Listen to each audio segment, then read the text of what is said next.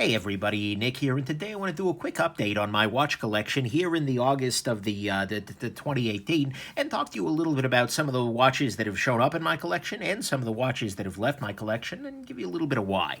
First off, a couple of usual suspects that won't surprise anybody, but are around and mostly for reviewing, and that's this little guy right here. This is the Casio F91W, which is a watch that is absolutely inexpensive. I mostly keep it around as a point of comparison because it's a good reminder that something that tells the time can just cost $8. And same thing here with the Casio F108.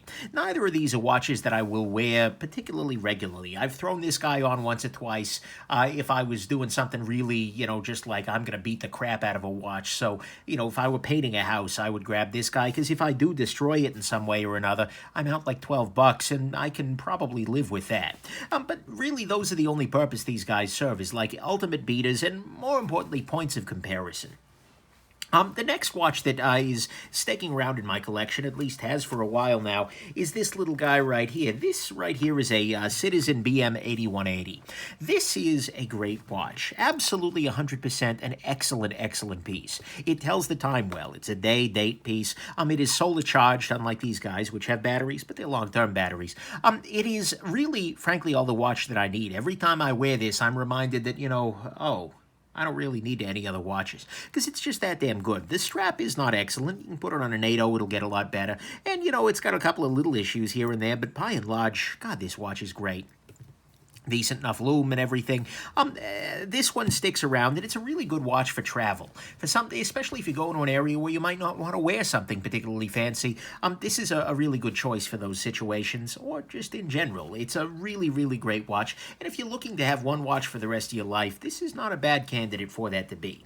Next thing that's stuck around, and probably will stick around for the conceivable future, is this little guy. This is my Omega Seamaster Aqua Terra. Now, what's funny is, when I did my review, I was like, I don't think this guy's going to stick around. But the thing is, it actually has. Because, look, this is kind of a dressier watch. Especially if you put it on a bracelet, this passes for a dress watch, 100%.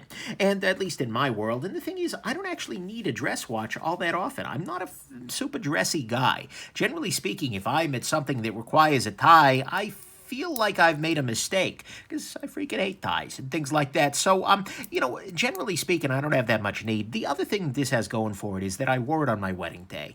And I am, not a super sentimental man, but that's going to count for something. And coupled with the fact that this is a watch that I'm like $900 into, I think, and that I'm probably not going to get that much back out of it, there's not a whole lot of reason for me to send this guy down the road. It's a quartz watch. It's probably not going to last forever, and I'll put new batteries in it as I need to. But the simple fact is, it's also a beautiful watch. It's a wonderful piece, and it's one that, with that extra association and the fact that I can throw it on a strap to get a very compelling dress watch, is absolutely going to be a fixture of my collection, I think, for a long time to come. This was maybe one of the best values I've gotten in the watch world, just in terms of, excellence there.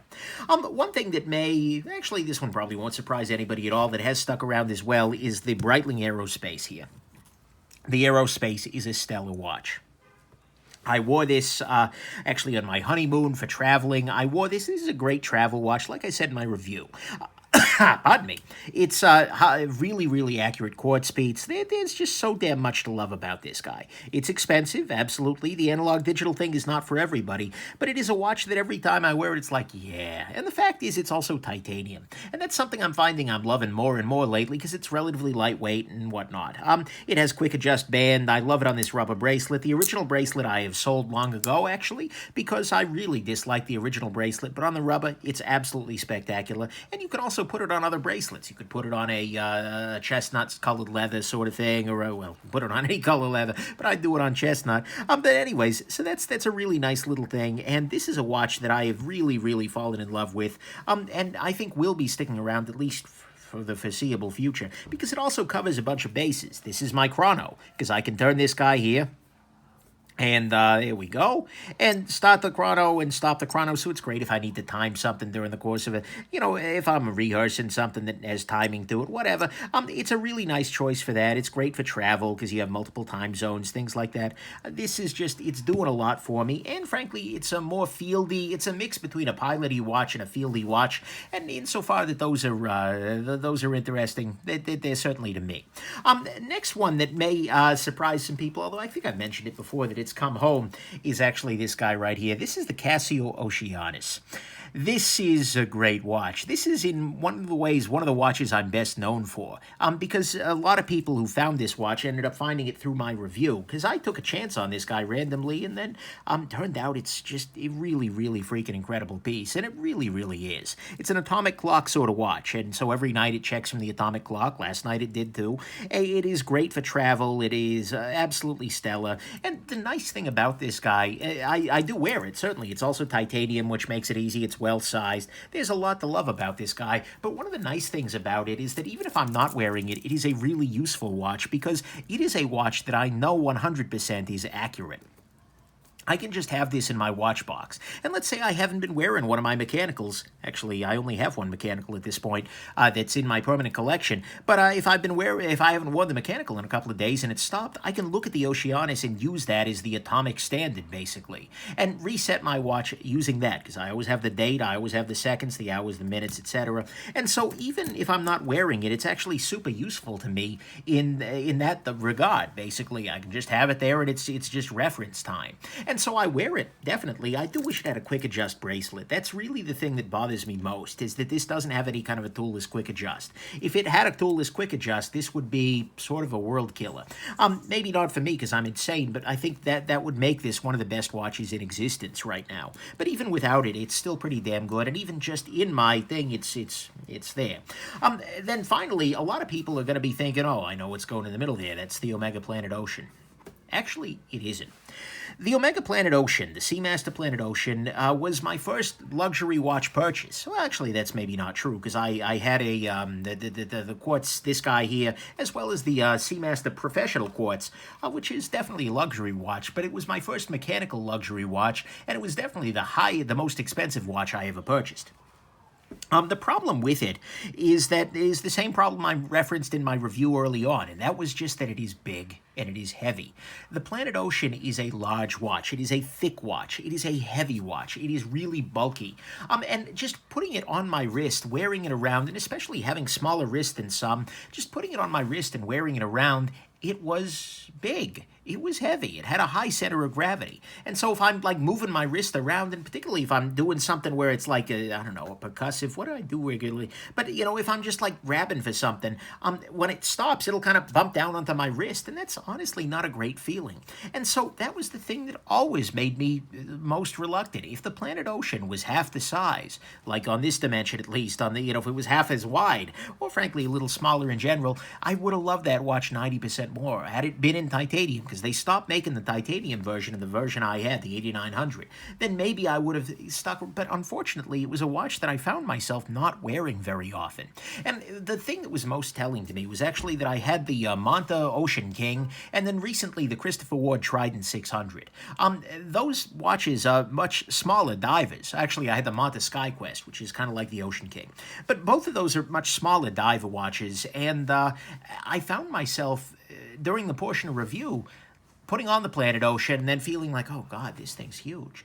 And then taking it off and putting on one of those smaller ones. And that was when I realized, like, damn it, I need to do something else. And eventually, well, I got an offer. Actually, Aaron Shapiro, he's another Gear Geek. Quite literally, he was also on Gear Geeks Live. And he's a watch guy par excellence, works for Watch UC, not Watch UC. Works for a blog to watch, etc., and just a great guy overall. He had been showing off a watch that I was really, really happy about and really impressed with, and that is this little guy right here. This is the Tudor Pelagos, specifically the left-hand drive version. The Tudor Pelagos is actually a watch that I had looked at many, many times prior to the Planet Ocean. It was a watch that was like, oh, wow. I like that a lot.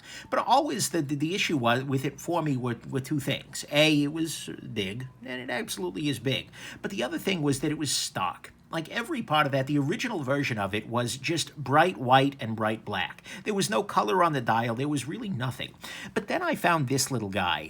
When Tudor released it, that was like one of those, oh, that's nice moments where it's just like, I wish I hadn't seen that. And so when the left-hand drive version, the LHD, came out, it was like, oh, that's an option.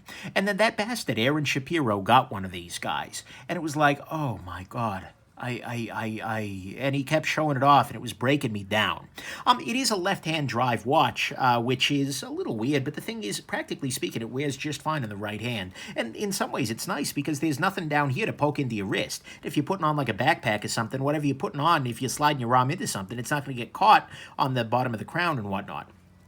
But the biggest thing that this has going for it, one of the biggest things it has going for it, is that it is made of titanium. With a couple of exceptions, namely the clasp down here, this is a titanium watch, and that makes it a lot lighter, and it makes the center of gravity a lot more reasonable than the Planet Ocean. It's still not necessarily a tiny watch, absolutely 100%, but it is a lot lighter than the Planet Ocean was, and that's a wonderful thing.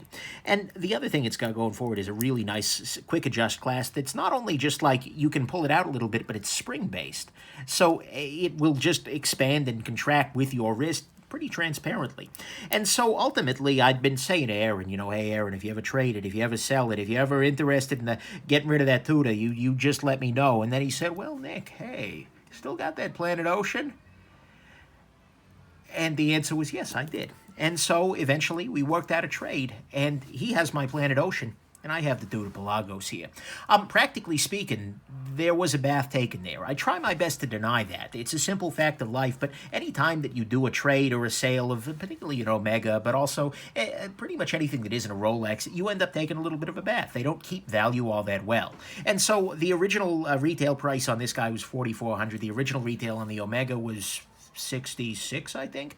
And so, practically speaking, I did go down in price. But the thing is, had I tried to sell it, I was looking on forums and things like that, it probably, in the condition it was in, because it had a year or two worth of love on there, it probably would have gone for like 35 or 3,000, someplace closer to there. And so, practically speaking, I was able to make this trade, and I feel like I might have come out ahead on it, particularly given that the Planet Ocean just wasn't getting all that much time. And so now this has become sort of my mechanical watch, my token mechanical. It is a great watch. It has a lot going for it. Tudor is actually a sub-brand of Rolex, or a sister brand, however you want to think about it. The lume on this guy is amazing. Let me show that off right quick. Well, I don't have a flashlight, but I do have the freaking sun right here. So let's see if I can hide this and show you the lume. Oh, yeah, check that freaking lume, guys. The entire bezel, it's really, really intensely lumed. It's like the middle of the night, it's still lighting up the wall. It's that damn good lume. And it just wears great. It feels great. This is a really nice watch. And, practically speaking, I love the Planet Ocean, but it's also a little flashy for me. I gotta be real with you here. The Planet Ocean was a baller watch. It was seriously a high-end piece, but it was a little bit like, okay, for me, and I think this kind of fits my overall aesthetic a little better.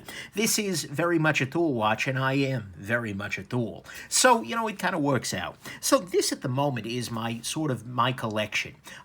With the Pelagos, here is my mechanical, the Breitling Oceanus BM8180 Aqua Terra, and then these guys bringing up the quartz wings of things. I still have some other watches that are definitely around for review. That Christopher Ward Trident was a great piece. I'm going to be getting a Monta Ocean King, partly in for review and partly because I think it's a really beautiful watch. I have, and then on the table for review, I've got a couple of other things. I've got this little guy from Spinnaker, which is an interesting piece. They sent this along, full disclosure. Yeah, looking forward to spending some more time with this guy. I have the freaking Seiko 5, this guy. I have gotten more hate over this review where I tore this little guy to shreds than I have over any other review I've ever done. I'm going to give it another shot here. Yeah, but we'll see. And then actually, I finally picked up a watch with a tourbillon. At least according to the description on Amazon. Practically speaking, this is an $80 watch from Amazon with a tourbillon. Really, what's going on here is it's just got a little thing that rotates above the balance wheel. This isn't actually a moon phase. It just shows you whether it's day or night. It's kind of hilarious in that way, but it is not unattractive. So this guy is going to be on my table for review here soon. But in terms of my core collection, these are these guys. One of the little pattern to notice here is that all three of these watches are titanium. That's something I've been finding myself loving, partly due to the lightweightness and partly because I have so much damn titanium in my life otherwise as a knife person. I like titanium a lot as a metal, and so that may turn into a little bit of a theme of my collection. Maybe looking for a titanium dress watch. Snowflake. Oh, sorry. Did I come out? Yeah, or something else along those lines down the road. But for the moment, this is what I've got going on. I think it's a really nice little collection. Very, very quartz heavy, but I'm a very quartz heavy guy. And there you go. So I hope this has been interesting to you and that you have yourselves an absolutely wonderful rest of the day. Keep an eye out for the full review of the Tudor here, although it's going to take a little while because I want to really, make sure it's mine. I can take the time. And yeah, let me know if you got any questions in the comments. And do not get into watches. There you go. Hope this has been interesting to you. Have yourselves an absolutely wonderful rest of your day. Bye now.